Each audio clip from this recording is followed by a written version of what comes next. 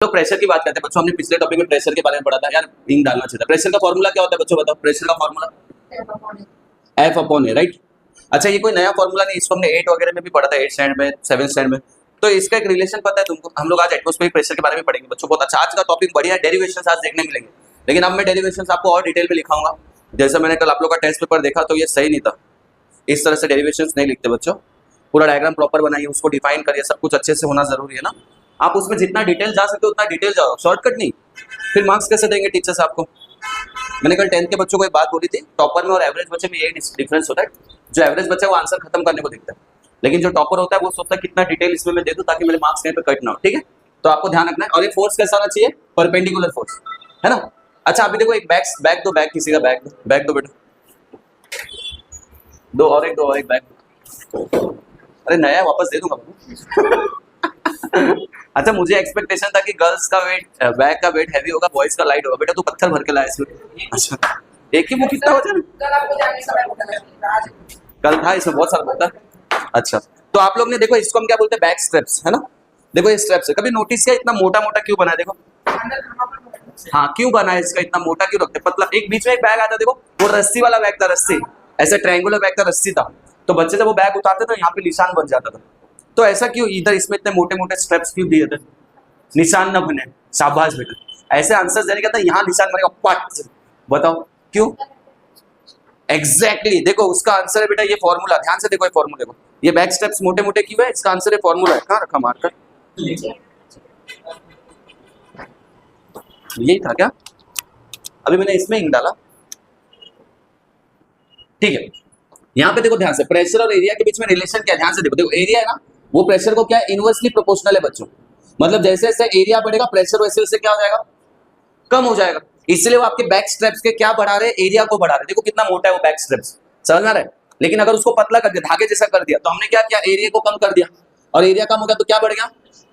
इसीलिए हम लोग उसमें सिंगल बुक भी रखते थे ना, तो हमारे इस पे शोल्डर पे पूरा निशान आ जाता था। क्यों, एरिया कम हो गया तो क्या बढ़ जाएगा, प्रेशर बढ़ जाएगा। समझ में आ रहा है वो टाइम से। तो ये प्रेशर का फॉर्मूला है। अब बच्चों प्रेशर जो है ना, हम लोग जो पढ़ रहे हैं वो 3 चीजों के ऊपर डिपेंड नहीं करता है। जैसे हम लोग किसके लिए पढ़ रहे हैं, लिक्विड कॉलम के लिए बता रहा हूँ, लिक्विड कॉलम के लिए प्रेशर 3 चीजों पर डिपेंड नहीं करता है। शेप ऑफ द कंटेनर उस पर डिपेंड नहीं करेगा। मतलब फॉर एग्जांपल ये देखो, मैं 3 शेप लेता हूँ, यहाँ पे देखना, एक मैंने ट्यूब जैसा कोई शेप लिया है, और एक मैंने कंटेनर लिया है, और एक और ले लेता हूँ।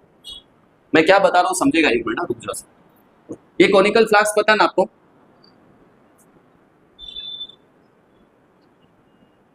एक कॉनिकल फ्लास्क ले लिया, ठीक है। अब यहाँ पे जितने पानी है, यहाँ पे जो मॉलिक्यूल्स है बॉटम पे, यहाँ पे जो मॉलिक्यूल्स और यहाँ पे जो मॉलिक्यूल्स, सब पे ना सेम प्रेशर आएगा, सेम। देखने में तुमको ऐसा लग सकता है सर ये सिलेंडर बड़ा है, इस पे ज्यादा प्रेशर आना चाहिए, ये सिलेंडर बड़ा है, छोटा है, इस पे कम आना चाहिए, और इसमें मीडियम, ऐसा कुछ लगता है आप लोग को देखने में। पर प्रेशर का बात क्या है ना बच्चों, प्रेशर शेप पे डिपेंड नहीं करता है, वो शेप पे डिपेंड नहीं करता। मैं क्या बोल रहा हूँ, यहाँ पे जो मॉलिक्यूल्स है उस पर कितना प्रेशर, तीनों में सेम ही होगा। क्यों ऐसा, क्यों ऐसा। प्रेशर का फॉर्मूला आपने पिछले क्वेश्चन में डिराइव किया था, देखो साइज पे भी नहीं डिपेंड करे, साइज पे भी नहीं डिपेंड करे। प्रेशर का फॉर्मूला क्या आता है बताओ, pressure is equal to rho G H, यही फॉर्मूला आया था ना, जिसमें रो मतलब क्या है, रो मतलब क्या है, बोलो ये रो का मतलब क्या है, बोलो ना फिर, डेंसिटी। रो का मतलब क्या है, डेंसिटी। अगर मैंने तीनों में सेम पानी लिया तो डेंसिटी चेंज हो रहा है क्या, नहीं। मैंने तीनों को एक ही जगह पे रखा है धरती पे, तो उसका जी चेंज होगा क्या, एक्सेलरेशन ड्यू टू ग्रेविटी, नहीं। मतलब ये दोनों कांस्टेंट है। तो सिर्फ प्रेशर को किससे फर्क पड़ता है, हाइट से। प्रेशर को किससे फर्क पड़ता है, लेकिन ध्यान से देखोगे तो तीनों के हाइट सेम रखा है, और तीनों के पार्टिकल भी सेम लेवल पे, तो इनको शेप से कोई फर्क पड़ेगा क्या, नहीं। समझ में आ रहा है, प्रेशर को शेप से कोई भी फर्क पड़ता नहीं है। Getting what I am saying, पक्का। अब इसके ऊपर फिर हम लोग अपना अगला टॉपिक देख सकते हैं, जी that is what atmospheric pressure. मुझे बताओ एटमॉस्फेरिक प्रेशर मतलब क्या तुम्हारे हिसाब से। हमने ऑलरेडी एक बार डिस्कस किया ना बच्चों, क्या होता है एटमॉस्फेरिक प्रेशर, बोलो। हमने इसको डिस्कस किया था ना बच्चों पिछले लेक्चर में। नहीं नहीं नहीं, अगर आप नोटिस करोगे तो हमारा जो अर्थ होता है, ये यहाँ का फैन चालू कर दो, बहुत गर्म है। देखो उसके अराउंड ना बहुत, सपोज ये हमारा अर्थ है, ठीक है। अर्थ के अराउंड देखो बहुत सारे लेयर्स है, ओजोन लेयर्स बोलते हैं जिसको, समझ में आ रहा है। तो ये ओजोन लेयर्स, ये जो गैस है, ये क्या करते हैं, हर अर्थ के हर एक ऑब्जेक्ट के ऊपर प्रेशर डालते हैं, हर एक ऑब्जेक्ट के ऊपर प्रेशर डालते हैं, और उसी एटमॉस्फेयर के प्रेशर को हम क्या बोलते हैं, एटमॉस्फेरिक प्रेशर। क्या बोलते हैं बच्चों, और उसको हम किससे रिप्रेजेंट करते हैं, पी नॉट। किससे रिप्रेजेंट करते हैं? अभी तक हम लोग क्या पढ़ रहे थे, प्रेशर का फॉर्मूला क्या है, रो जी एच, बराबर है। लेकिन एक्चुअली में ये सही नहीं है। इसको पहली बार दुनिया को किसने बताया, गॉस करके एक साइंटिस्ट था, उसने बताया। अब जो डेरिवेशन हम करने वाले उसमें 3 अलग अलग केसेस है, तो आपको बहुत ध्यान से देखना है। सर मेरा 3 अलग अलग केसेस है, लेकिन बहुत ईजी लगेगा, बड़ा मजा आएगा। Getting what I am saying? तो गॉस करके एक साइंटिस्ट था, उसने दुनिया को बताया कि ये जो फॉर्मूला है ना, ये पूरी तरह करेक्ट नहीं है, प्रेशर का फॉर्मूला। क्यों नहीं करेक्ट है? अभी समझो धरती पे हम खड़े, तो हमारे ऊपर इतना ही प्रेशर लगेगा, और क्या ऐड होना चाहिए इसमें बताओ? अभी आप हो ना, आप धरती से एक हाइट पर हो, जैसे 2 फ्लोर 3 फ्लोर जो भी, तो आपके ऊपर कुछ ना कुछ प्रेशर पड़ रहा है, बरोबर है। देखो ना, हाइट है, एक्सेलरेशन है और डेंसिटी है, तो कुछ ना कुछ प्रेशर आपके ऊपर पड़ रहा है। पर ये जो लिखा है इतना ही प्रेशर पड़ रहा है कि कुछ और भी प्लस माइनस होगा। सोचो, इंटरनल प्रेशर होगा। Very good. आप जब धरती के ऊपर है तो आपके ऊपर ये भी तो प्रेशर डाल रहा है ना बेटा, ये जो गैसेस है, ओजोन लेयर है, ये भी आपके ऊपर प्रेशर डाल रहा है, आपके सर के ऊपर, और वो प्रेशर यहाँ पे क्या होगा, ऐड होगा। सर मैंने तो ये जो फॉर्मूला बना था ये हमको किसने दिया था, गॉस ने दिया था, कि ये सही नहीं है, आप एटमॉस्फेरिक प्रेशर को मिस कर रहे हो। हमारे ऊपर अभी हम क्लास में बैठे तो हमारे ऊपर इतना प्रेशर है, साथ साथ उसके क्या है, एटमॉस्फेरिक प्रेशर भी है। Getting what I am saying? समझ में आ रहा है? तो अभी हम लोग एक टॉपिक देखने जा रहे हैं जिसमें 3 डेरिवेशन हमको देखने, उसके 3 केसेस है अलग अलग। देखो टॉपिक का नाम देखो,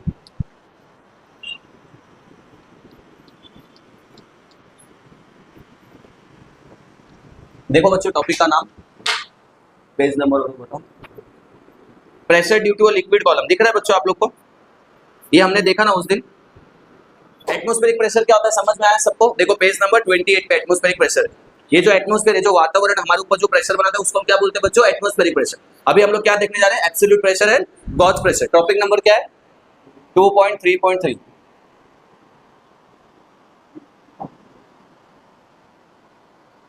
गॉस प्रेशर क्यों बोलते हैं पता है ना? Very good. अब इसमें देखो बच्चों, हमको 3 केसेस देखना है। पहला केस क्या होगा पता है क्या? अब इसमें 3 केसेस देखेंगे। पहला केस हम लोग देखेंगे बच्चों, केस 1। इसमें हम लोग क्या लेंगे, लिक्विड कॉलम है ना,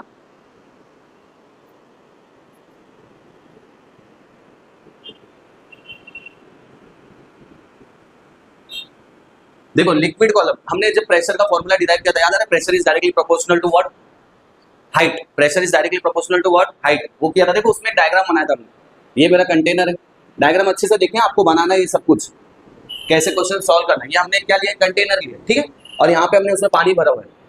ओके, अब देखो यहाँ पे ध्यान से, मैं क्या कर रहा हूँ, एक लिक्विड कॉलम ले रहा हूँ। लिक्विड कॉलम सच में कोई ऐसी चीज होती है क्या बेटा? हम एज्यूम करें कि पानी का एक लिक्विड कॉलम है, जैसे आपका क्या बोलते हैं उसको, सिलेंडर जैसा होता है ना लैब में आपके, अरे ऐसे सिलेंडर जैसा होता है ना कांच का, टेस्ट ट्यूब नहीं, बीकर बीकर बीकर क्या प्रैक्टिकल कर भगवान से बीकर कैसा होता है? बीकर, अगर मैं बीकर में पानी भर के अगर इस टब के अंदर डाल दूं तो कुछ ऐसे ही लगेगा ना, लेकिन सच में ऐसा कुछ है क्या? हवा में रुकने जैसा है क्या? कुछ नहीं, ये इमेजिनरी। इसको हम क्या बोलते हैं बच्चों, लिक्विड कॉलम। इसको हम क्या बोलते हैं, लिक्विड कॉलम। ध्यान से देखना, ये थोड़ा सा अजीब लग रहा है लेकिन बहुत इंटरेस्टिंग है। ध्यान से देखो, हमने एक लिक्विड कॉलम को क्या किया, पानी के अंदर डीप किया है। हमने एक लिक्विड कॉलम को क्या किया, पानी के अंदर डीप किया। अब हम लोग क्या कैलकुलेट करेंगे, इस लिक्विड कॉलम के ऊपर कितना प्रेशर है। समझ में आ रहा है? पहले केस में हमने क्या किया, उसको पानी के अंदर रखा। दूसरे केस में क्या करेंगे, सोचो, बिना देख के सोचो, क्या लगता है? पानी के सतह पे रखेंगे। और तीसरे केस में क्या करेंगे, पानी के ऊपर रखेंगे। यही 3 चीजें हो सकती है धरती पे। पानी के अंदर के एग्जाम्पल में कौन कौन आएगा, जितने भी एक्वेटिक एनिमल्स है वो सब पानी के अंदर वाले एग्जाम्पल में आएंगे।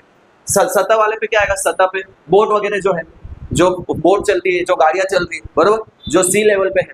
और फिर उसके बाद ऊपर में क्या आएगा, जो हाई फ्लोर्स पे रहते हैं, प्लेन जो उड़ रही है। Getting what I am saying? तो हम तीनों केसेस पढ़ेंगे। अगर लिक्विड कॉलम पानी के अंदर है तब क्या होगा, अगर लिक्विड कॉलम इसको टच है सरफेस पे तब क्या होगा, लिक्विड कॉलम अगर सरफेस के ऊपर है तो क्या होगा। समझ में आ रहा है व्हाट आई एम सेइंग? और तीनों केसेस में हम लोग क्या कैलकुलेट करेंगे, प्रेशर कैलकुलेट करेंगे। क्या कैलकुलेट करेंगे, प्रेशर। चलिए ठीक है, अब देखो ध्यान से डायग्राम में हम लोग क्या करने वाले बच्चों, देखो यहाँ पे नाम दिया है, ये x1 है, ये x2 है, हाइट लिया हमने, हाइट है ना।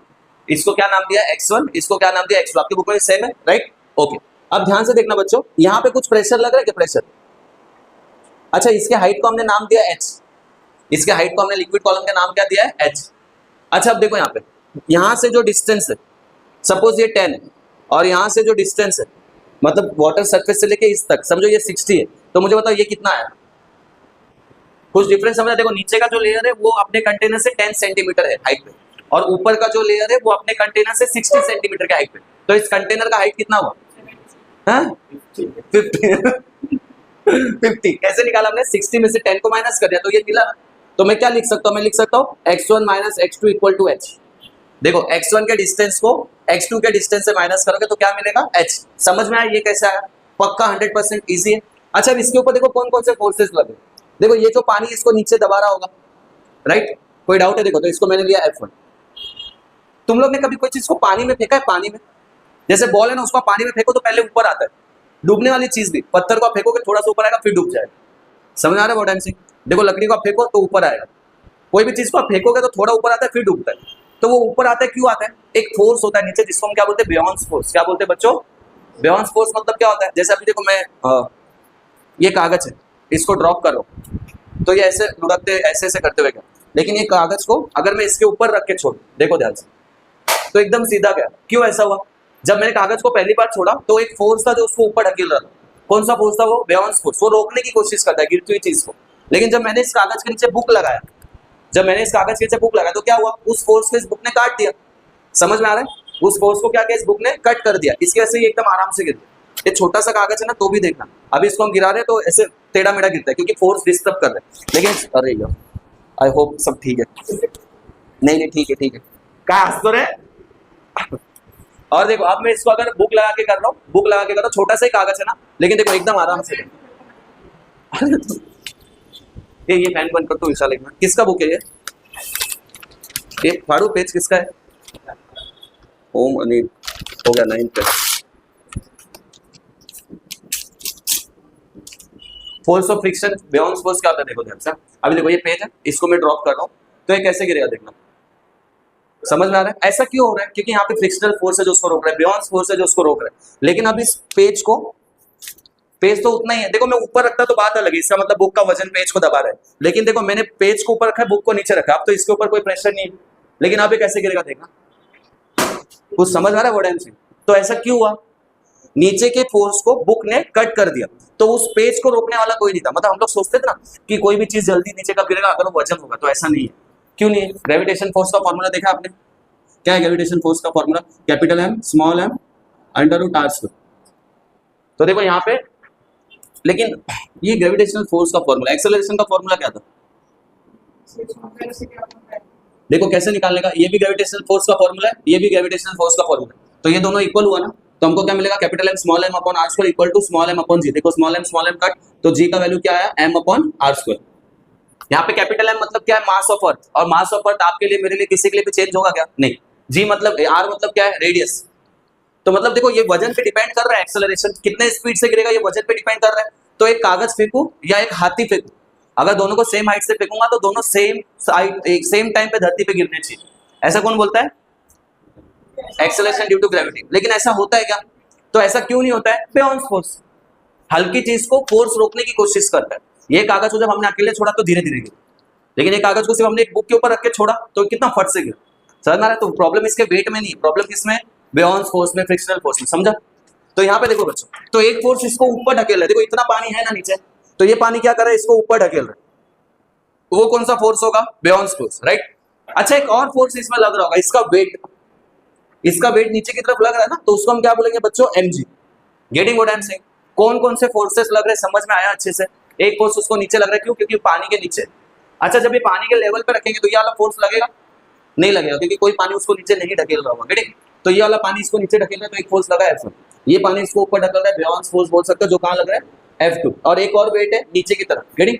और क्या क्या चीजें जो हमको इसमें डिराइव करनी चाहिए? हमको इसमें क्या क्या डिराइव करना चाहिए? रो क्या होता है ना, और फिर H क्या है, R1 क्या है, R2 क्या है, और देखो और क्या क्या दिख रहा है, F1 क्या है ना, F2 क्या है, और क्या डिराइव कर, M क्या है, G क्या है, ये सब आपको डिफाइन करना चाहिए। तो फटाफट बताओ, रो क्या है?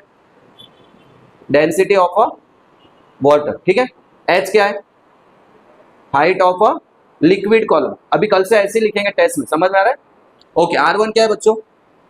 X1, सॉरी X1, X2, ये दोनों नहीं डिफाइन करोगे तो भी चलेगा, दिख रहा है पॉइंट का नाम है, लिख दो, लिख सकते हो। X1 मतलब क्या? Upper layer of the liquid column. X2 मतलब क्या? Lower layer of the liquid column. F1 मतलब क्या है? फोर्स एक्टिंग इन अ, बोलो बेटा, इन अ डाउनवर्ड डायरेक्शन, बरोबर है? बोलो अब इसके लिए क्या लिखोगे? F2 के लिए इन अपवर्ड डायरेक्शन। समझ में आ रहा है? ऐसे एग्जाम में डिफाइन करेंगे। और क्या दिख रहा है बताओ? एम क्या बोलोगे इसको? Mass of a liquid column, ठीक है। जी मतलब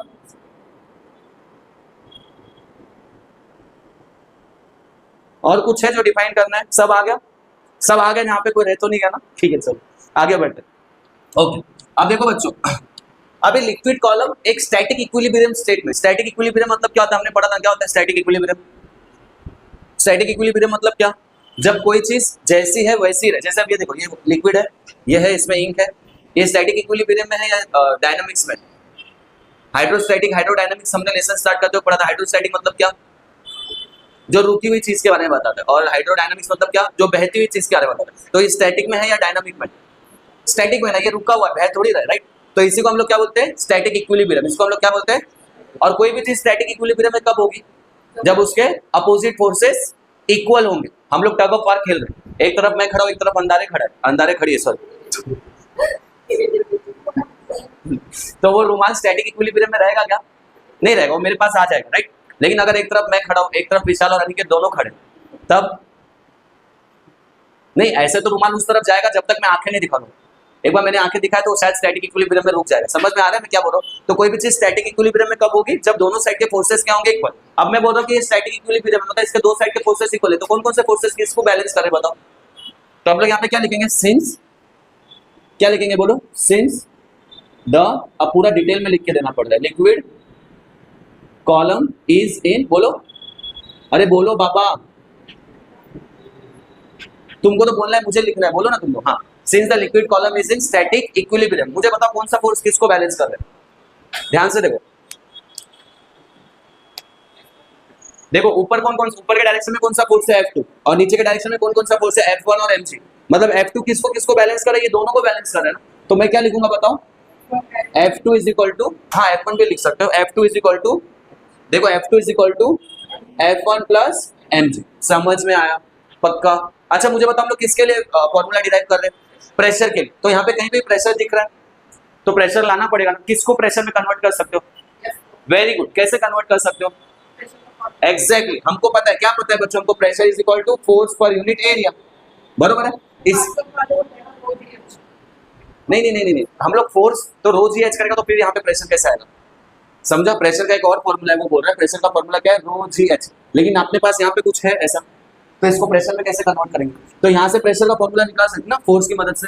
कैसे? देखो, फोर्स की जगह पे ये एरिया यहाँ पे डिवाइड करके क्या हो गया? मल्टीप्लाई। तो आपको क्या मिला? P A is equal to F. अभी आप यहाँ पे सब्स्टिट्यूट कर सकते हो ना। तो मुझे बताओ F2 की जगह पे क्या आएगा? P1 A1, अच्छा सॉरी P2 A2। समझ में आया? Very good, is equal to P1 A1 is plus. अब M को है ना हम लोग डेंसिटी के फॉर्मूला में लिखते हैं, क्योंकि यहाँ पे डेंसिटी का यूज हो रहा है ना। तो M को कैसे लिखोगे? डेंसिटी का फॉर्मूला क्या होता है? Density is equal to mass per unit volume. जिसको हम कैसे लिख सकते हैं बताओ? मास ऐसे ही रहेगा, और वॉल्यूम को कैसे लिखेंगे? Length into breadth into height.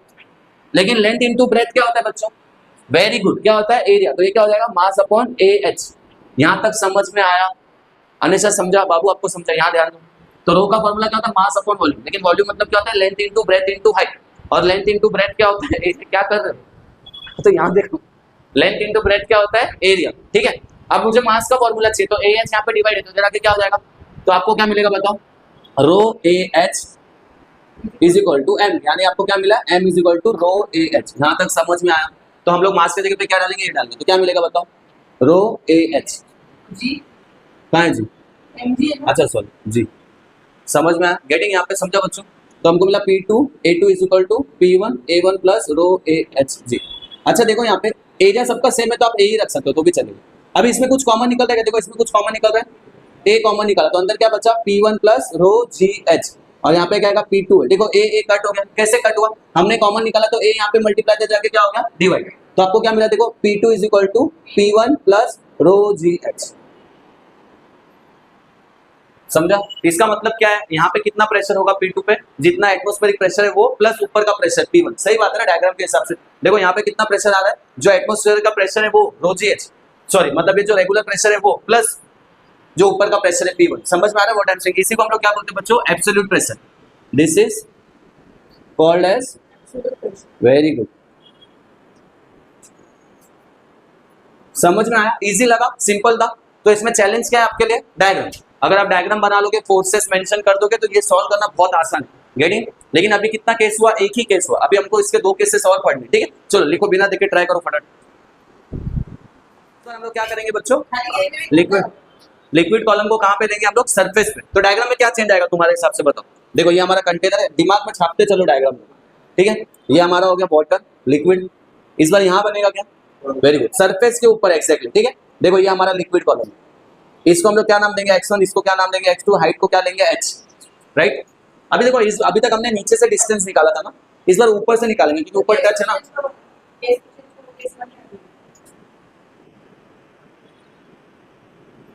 On the surface, ठीक है? Done, okay. अभी देखो हम लोग ने डिस्टेंस नीचे से निकाला था, इस बार डिस्टेंस कहाँ से निकालेंगे? ऊपर से। Getting what I am saying? Distance कहाँ से निकालेंगे? क्योंकि ऊपर टच है ना वो।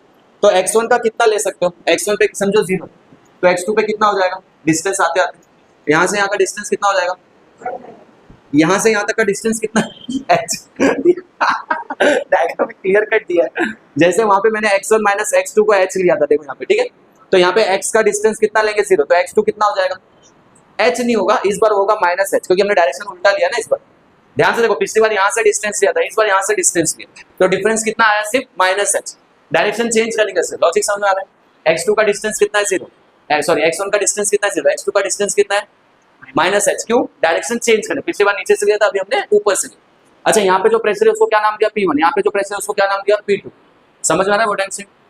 पक्का? अभी ना एक बात बताओ, अभी फिर से पूरा रामायण करने की जरूरत नहीं है। सॉरी, रामायण मतलब वो तो अच्छी चीज है, उसको हम लोग गलत एग्जाम्पल लेते हैं, कोई बात नहीं। अभी फिर से पूरा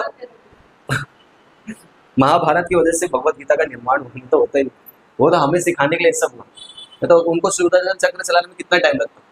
इसकी इतनी प्यारी कहावत है इसके ऊपर कि अगर लोग प्यार से समझाने से समझ जाते तो मुरलीधर को सुदर्शन चक्र उठाना ही नहीं पड़ता। समझ में आ रहा है? हाँ, नहीं सुना आपने? तो आपको बेटा वो सब गेम से टाइम मिले तब सुनोगे ना, मतलब समझ आ रहा है? कुछ लोग नहीं सुनते बातों से, तभी कृष्ण भगवान को महाभारत कराने।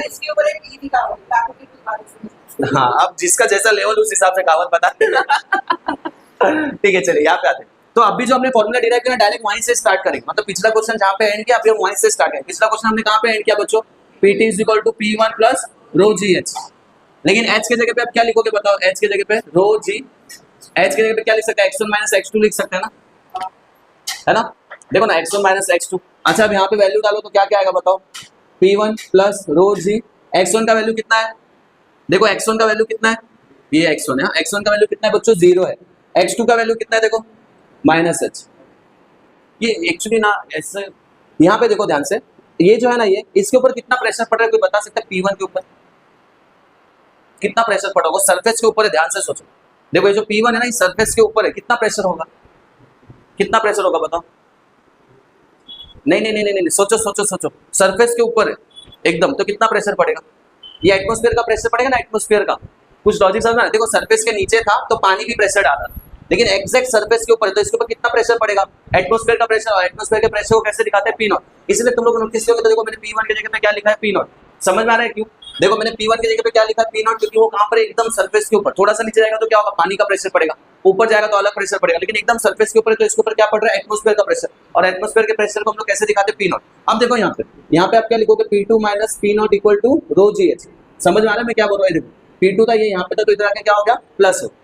ये जो P2 है ना, इसको आप P ले लो तो भी चलेगा, तो आपको क्या मिलेगा? P minus P0 is equal to rho G H. और ये जो आंसर आया ना बच्चों, ये जो आंसर आया इसी को हम लोग बोलते हैं एब्सोल्यूट प्रेशर। पिछले क्वेश्चन में हमने उसको एब्सोल्यूट प्रेशर बोला था, देखो याद है? P is called as what? P is called as what बेटा? Absolute pressure. अभी देखो यहाँ पे P क्या है बच्चों? Absolute pressure. ये क्या है? Atmospheric pressure. और ये जो दोनों का डिफरेंस आता है ना, इसको हम बोलते हैं गॉज प्रेशर। जो किसने कैलकुलेट करके दिया था बच्चों? गॉज ने। ध्यान से देखो, P मतलब क्या हुआ?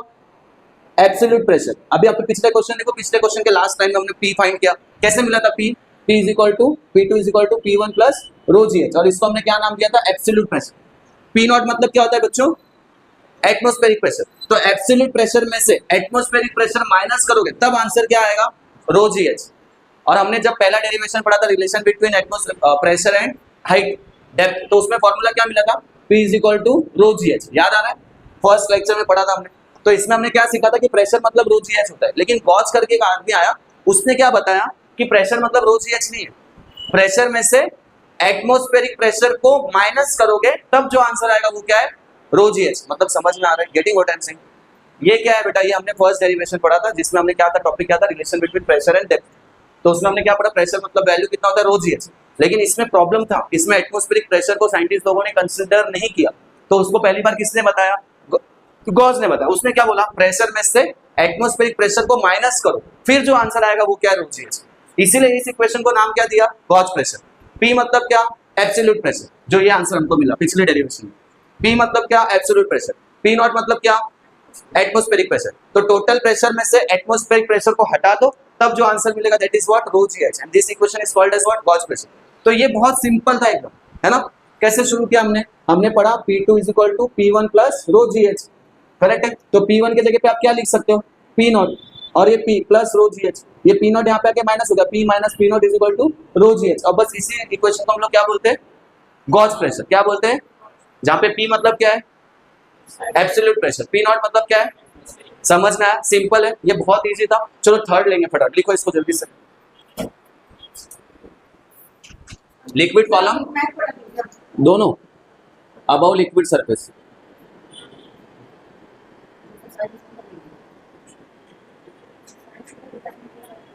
पहले साइंस को भी पढ़ाता था पर बहुत लोड आता है, क्वेश्चन खत्म करना चैलेंज। अच्छा चलो देखो यहाँ पे ध्यान से, इस बार लिक्विड कॉलम कहाँ पे बेटा, हाँ अबव द लिक्विड सरफेस। तो ये हमारा कंटेनर है, ठीक है। फर्स्ट टाइम हमने नीचे लिया, सेकंड टाइम हमने सरफेस पे लिया, इस बार हम लोग सरफेस के ऊपर ले रहे हैं। कमाल है ना। फिर से ये क्या है x1, ये क्या है x2, ये है P1, ये है P2। पहले ना कुछ चीजें एकदम ध्यान से देखो बेटा, यहाँ पे फिर से डिस्टेंस कितना होगा, 0। सरफेस से ही चालू करोगे ना, अरे देखो थोड़ा थोड़ा करके क्यों याद आता है यार अच्छी बात है। देखो यहाँ पे सरफेस पे डिस्टेंस कितना है, 0। यहाँ पे प्रेशर कितना होगा, ध्यान से देखो, ये क्या है, सरफेस है, सरफेस पे प्रेशर कितना होगा, एटमॉस्फेरिक प्रेशर यानी कितना होगा, P नॉट।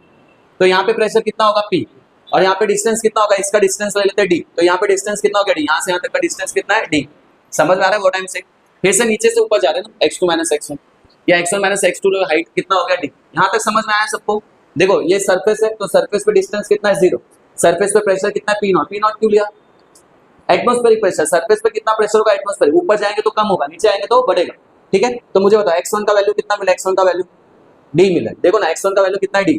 x2 का वैल्यू कितना है, 0। P1 का वैल्यू कितना है, P। P2 का वैल्यू कितना है, P नॉट। अब हमारे पास इक्वेशन है, क्या इक्वेशन है, from the absolute pressure. Absolute pressure से इक्वेशन क्या है, एब्सोल्यूट प्रेशर से इक्वेशन क्या मिला था, P2 is equal to P1 plus rho G H को कैसे लिखेंगे, x1 माइनस x2, बरोबर है। तो बताओ अब यहाँ पे P2 के जगह पे क्या लिखोगे बच्चों, P2 के जगह पे क्या लिखेंगे, P नॉट। क्या लिखेंगे, P नॉट।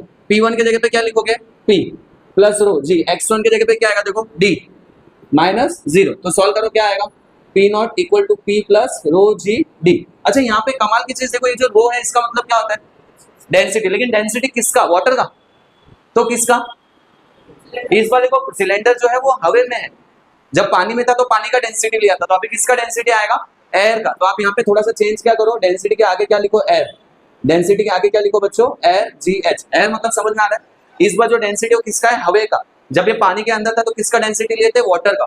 तो यहाँ पे क्या आएगा formula, P not is equal to P plus rho air GH। अब ये P को यहाँ पे लेके तो आपको क्या मिलेगा, P not minus P is equal to rho air GH। समझ में आया, गेटिंग। क्या सीखने मिल रहा है इससे, अब ध्यान से देखना, 3 केसेस है, केस 1, केस 2, केस 3। केस 1 में क्या था बच्चों, पानी के अंदर था, ठीक है।